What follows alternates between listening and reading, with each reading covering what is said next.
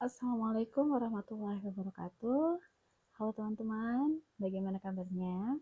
Bertemu lagi dengan saya, Diana Agustin. Kali ini saya ingin mengulas tentang biografi Imam Malik. Baik, bismillahirrahmanirrahim. Seperti yang kita kenal bahwa beliau dikenal sebagai salah satu ulama yang terkenal. Beliau merupakan pendiri mazhab Maliki dan merupakan salah satu dari 4 imam besar. Imam Maliki dikenal sangat ahli dalam ilmu hadis dan fikih. Karena pengetahuannya yang banyak tersebut, banyak sekali yang menimba ilmu dari beliau. Salah satu murid beliau yang terkenal dan menjadi imam besar, sebut saja Abu Hanifah dan Imam Syafi'i. Nama lengkapnya adalah Abu Abdullah Malik ibnu Anas ibnu Malik bin ibnu Abi Amir ibnu Amir bin Haris bin Gaiman bin Kutail bin Amr bin Haris al-Asbahi al-Humairi. Beliau merupakan imam dari Al-Hijrah. Nenek moyang mereka berasal dari Bani Tamim bin Murrah dari suku Quraisy. Malik adalah saudara Utsman bin Ubaidillah At-Taimi, saudara Talha bin Ubaidillah. Beliau lahir di Madinah tahun 93 Hijriah. Beliau berasal dari keturunan bangsa Himyar, jajahan negeri Yaman.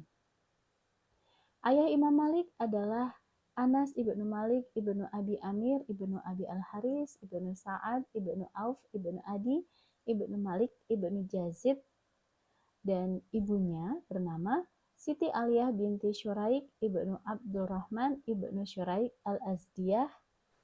Ada riwayat yang mengatakan bahwa Imam Malik berada dalam kandungan ibunya selama 2 tahun, dan ada pula yang mengatakan sampai 3 tahun. Imam Malik ibnu Anas dilahirkan saat menjelang periode sahabat Nabi Shallallahu Alaihi Wasallam di Madinah. Beliau juga termasuk ulama zaman tersebut. Beliau lahir pada masa Bani Umayyah, tepat pada pemerintahan Al-Walid Abdul Malik. Imam Malik menikah dengan seorang hamba yang melahirkan 3 anak laki-laki. Di sini tidak disebutkan nama istrinya, yakni anak-anak beliau adalah Muhammad, Hamad, dan Yahya, dan seorang anak perempuan Fatimah yang mendapatkan julukan al-Mu'minin. Menurut Abu Umar, Fatimah termasuk di antara anak-anak yang tekun mempelajari dan hafal dengan baik kitab Al-Muwatta. Nah, apa itu kitab Al-Muwatta? Kitab Al-Muwatta berarti yang disepakati atau panduan yang membahas tentang ilmu dan hukum-hukum agama Islam. Al-Muwatta merupakan sebuah kitab yang berisikan hadis-hadis yang dikumpulkan oleh Imam Malik serta pendapat para sahabat dan ulama-ulama tabi'in. Kitab ini lengkap dengan berbagai problem agama yang merangkum ilmu hadis, ilmu fikih, dan sebagainya. Semua hadis yang ditulis adalah sahih, karena Imam Malik terkenal dengan sifatnya yang tegas dalam penerimaan sebuah hadis. Dia sangat berhati-hati ketika menapis, mengasingkan, dan membahas serta menolak riwayat yang meragukan. Dari 100.000 hadis yang dihafal, beliau hanya 10.000 saja yang diakui sah, dan dari 10.000 hadis tersebut, hanya 5.000 saja yang disahkan sahih oleh beliau setelah diteliti dan dibandingkan dengan Al-Quran. Menurut sebuah riwayat, Imam Malik menghabiskan 40 tahun untuk mengumpulkan dan menapis hadis-hadis yang diterima dari guru-gurunya. Imam Syafi'i pernah berkata, "Tiada sebuah kitab di muka bumi ini setelah Al-Quran yang lebih banyak mengandungi kebenaran selain dari kitab Al-Muwatta karangan Imam Malik."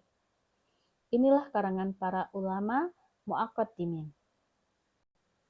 Selain kitab tersebut, beliau juga mengarang buku Al-Mudawwanah Al-Kubra.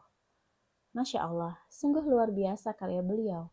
Semoga menjadi amal jariah untuk beliau. Teman-teman, ternyata kehidupan Imam Malik tak semudah yang kita pikirkan. Walaupun beliau adalah imam besar, namun Allah juga menguji kehidupan beliau. Jadi, dikisahkan bahwa setelah ditinggal orang yang menjamin kehidupannya, Imam Malik harus mampu membiayai barang dagangannya seharga 400 dinar yang merupakan warisan dari ayahnya. Tetapi karena perhatian beliau hanya tercurah kepada masalah-masalah keilmuan saja, sehingga beliau tidak memikirkan usaha dagangnya, akhirnya beliau mengalami kebangkrutan. Dan kehidupan bersama keluarganya pun semakin menderita. Selama menuntut ilmu, Imam Malik dikenal sangat sabar. Tidak jarang beliau menemui kesulitan dan penderitaan. Ibnu Al-Qasim pernah mengatakan, penderitaan Malik selama menuntut ilmu sedemikian rupa, sampai-sampai ia pernah terpaksa harus memotong kayu atap rumahnya kemudian dijual di pasar. Setelah Imam Malik tidak dapat lagi mencukupi kebutuhan hidup keluarganya kecuali dengan mengorbankan tekad menuntut ilmu, mulailah Imam Malik menyatakan seruannya kepada penguasa agar para ahli dijamin dapat mencurahkan waktu dan tenaganya untuk menekuni ilmu, yaitu dengan memberi gaji atau penghasilan lain untuk menjamin kehidupan mereka. Namun, ada seorang pun pengusaha yang menghiraukan seruan Imam Malik. Karena pada saat itu, Daulah Umayyah sedang sibuk memperkokoh dan menetapkan kekuasaannya. Mereka sedang menarik simpati para ilmuwan yang tua, bukan yang muda. Hingga akhirnya, secara kebetulan, Imam Malik bertemu dengan pemuda dari Mesir yang juga menuntut ilmu. Pemuda itu bernama Al-Laits Ibnu Sa'ad, dan keduanya saling mengagumi kecerdasan masing-masing. Hingga timbullah semangat persaudaraan dan dasar saling menghormati. Meskipun Imam Malik senantiasa menutupi kemiskinan dan penderitaannya dengan selalu berpakaian baik, rapi, dan bersih, serta memakai wangi-wangian, tetapi Al-Laits Ibnu Sa'ad mengetahui kondisi Imam Malik yang sebenarnya. Sehingga sepulangnya ke negerinya, Al-Laits tetap mengirimkan hadiah uang kepada Imam Malik di Madinah. Dan ketika itu, khalifah yang berkuasa menyambut baik seruan Imam Malik agar penguasa memberikan gaji atau penghasilan kepada ahli ilmu. Kita lanjut ke pendidikan Imam Malik. Imam Malik terdidik di kota Madinah pada masa pemerintahan Khalifah Sulaiman Ibu Abdul Malik dari Bani Umayyah. Pada masa itu masih terdapat beberapa golongan pendukung Islam antara lain sahabat Ansor dan Muhajirin. Pelajaran pertama yang diterimanya adalah Al-Quran, yakni bagaimana cara membacanya, memahami makna dan tafsirnya. Beliau juga hafal Al-Quran di luar kepala. Selain itu, beliau juga mempelajari hadis Nabi Shallallahu Alaihi Wasallam, sehingga beliau dapat julukan sebagai ahli hadis. Sejak masa kanak-kanak, Imam Malik sudah terkenal sebagai ulama dan guru dalam pengajaran Islam.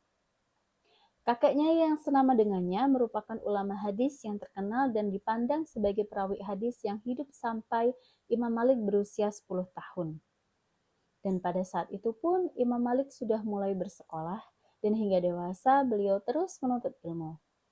Imam Malik mempelajari bermacam-macam bidang ilmu pengetahuan seperti ilmu hadis, al-rad, al-ahlil, ahwa fatwa, fatwa dari para sahabat-sahabat dan ilmu fikih ahli ra'yu. Selain itu, sejak kecil beliau juga telah hafal Al-Quran. Hal itu beliau lakukan karena senantiasa mendapatkan dorongan dari ibundanya agar terus giat menuntut ilmu. Kita lanjut ke guru-guru Imam Malik. Saat menuntut ilmu, Imam Malik mempunyai banyak guru. Dalam kitab Tazibul Asma wa Lughat mengatakan bahwa Imam Malik pernah belajar kepada 900 syekh. 300 diantaranya dari golongan tabi'in dan 600 lagi dari golongan tabi'in.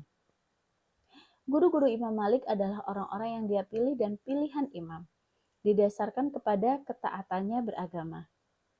Ilmu fikihnya cara meriwayatkan hadis, syarat-syarat meriwayatkan, dan mereka adalah orang-orang yang bisa dipercaya. Imam Malik meninggalkan perawi yang banyak mempunyai hutang dan suka mendamaikan, yang mana riwayat-riwayat mereka tidak dikenal. Az-Zahabi berkata, untuk pertama kalinya Malik mencari ilmu pada tahun 120 Hijriah, yaitu tahun di mana Al-Basri meninggal. Malik mengambil hadis dari Nafi, yaitu orang yang tidak bisa ditinggalkannya dalam periwayatan, dan di antara guru-gurunya yang terkenal, di antaranya 1.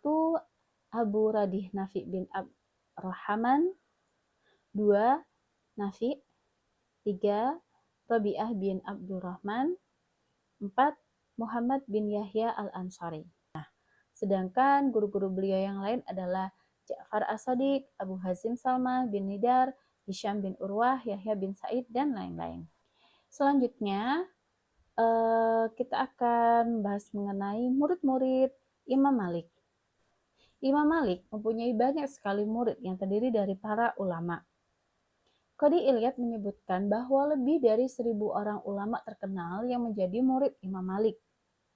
Di antaranya Muhammad bin Muskim al-Auhri, Rabi'ah bin Abdurrahman, Yahya bin Zaid al-Ansari, Muhammad bin Ajal, Salim bin Abi Umayyah, Muhammad bin Sulaim, dan bin Mahram al-Amsi. Murid-murid Imam Malik ada yang datang dari Mesir, Afrika Utara, dan Spanyol. 7 orang yang termasyhur dari salah satu murid Imam Malik adalah 1.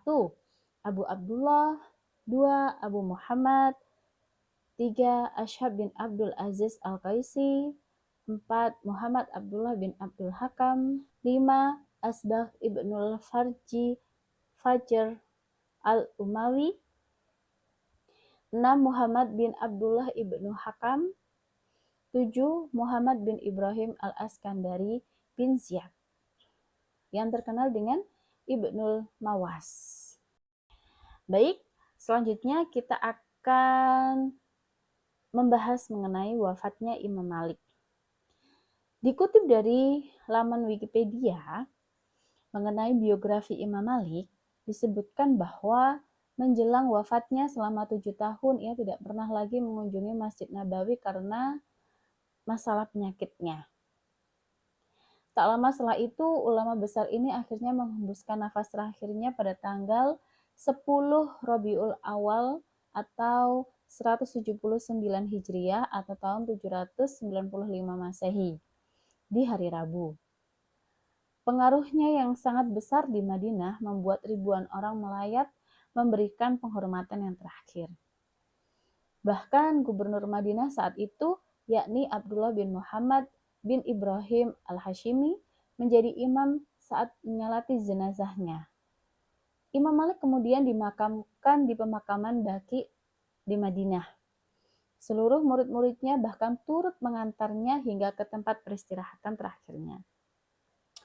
Teman-teman, begitulah biografi singkat dari Imam Malik, salah satu imam besar dari 4 mazhab. Semoga kita dapat meneladani semangat beliau dalam menuntut ilmu dan menyebarluaskannya. Dalam Al-Quran, Allah Subhanahu wa Ta'ala telah berfirman, Allah mengangkat orang-orang beriman di antara kalian dan orang-orang yang diberi ilmu beberapa derajat. Dalam Quran surat Al-Mujadalah ayat 11. Wallahu a'lam bishawab. Semua kebenaran tentu datangnya dari Allah semata. Segala kesalahan yang mungkin ada dalam penyampaian saya murni karena kurangnya ilmu dalam diri saya. Terima kasih. Wassalamualaikum warahmatullahi wabarakatuh.